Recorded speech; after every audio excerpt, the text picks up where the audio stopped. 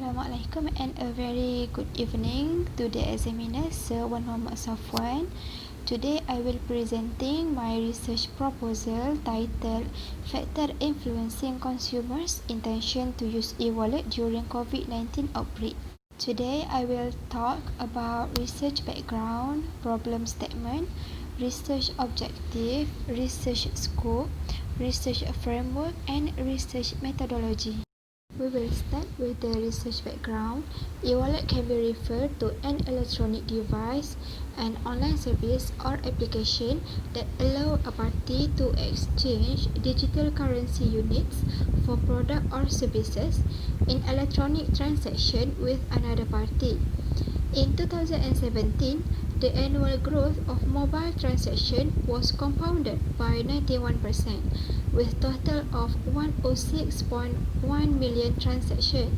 However, since the COVID-19 pandemic hit the world, it has to some extent increased consumer awareness of using e-wallet. Before this outbreak, the main concern why consumers use e-wallet as their payment method is because of its convenience.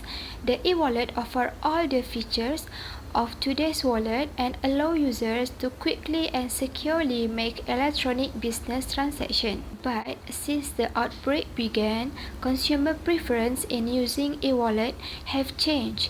They prioritize their personal safety over being exposed to the virus because this virus can easily transmitted through the physical money as an infected person sneezes or coughing or speaks.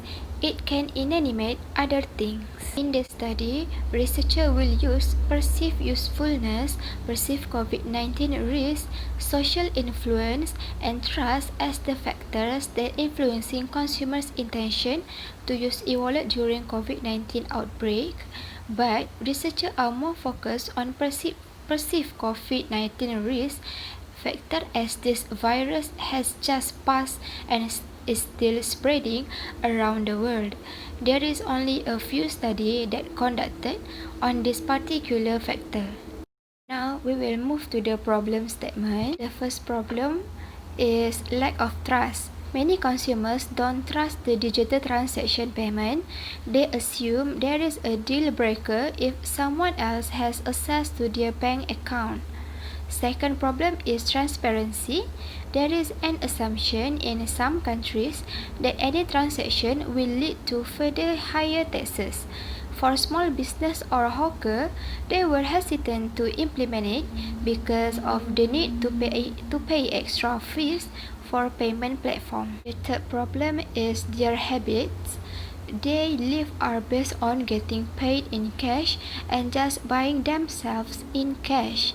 They still want to hold the cash and feel they are safe without unaware of the revolution in digital payment methods around them. The next problem is pervasiveness of the facilities. Cash is allowed everywhere but not digital transaction. The lack of e-wallet facilities can make it ineffective to be used in this modern era. The last problem is friction of value. Cash is a value transfer instantly. Digital transaction still needs more actions than cash exchange. The first research objective of the study is first to examine the relationship between perceived usefulness and the intention to use e-wallet during COVID-19 outbreak. Second, to examine the relationship between perceived COVID-19 risk and the intention to use e-wallet during COVID-19 outbreak. Third, to examine the relationship between social influence and the intention to use e-wallet during COVID-19 outbreak. And fourth, to examine the relationship between trust and the intention to use e-wallet during COVID-19 outbreak. For the research scope, the main purpose of this study is to encourage people that use e-wallet are more safest and convenient during this pandemic.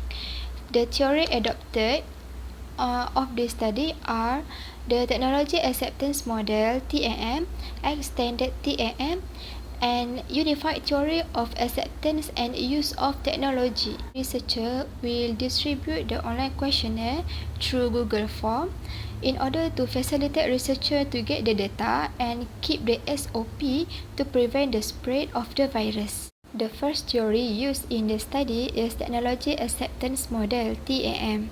TAM replaced much of the theory of reason action (TRA) behaviors with two factors for improving technology, which are perceived usefulness and perceived ease of use.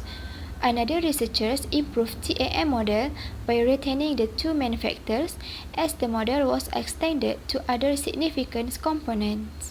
Perceived risk is correlated with perceived trust, and this mechanism may represent the increase or decrease of the degree of risk.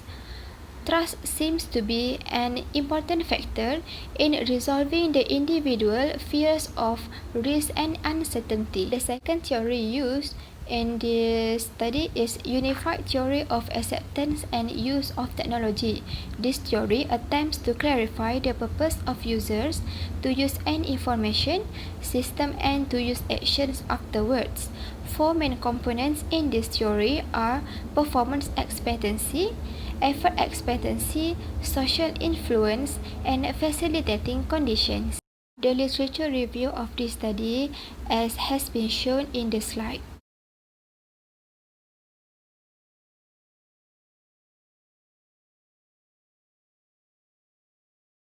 This is the proposed research framework of this study. Next, we will move to the research methodology.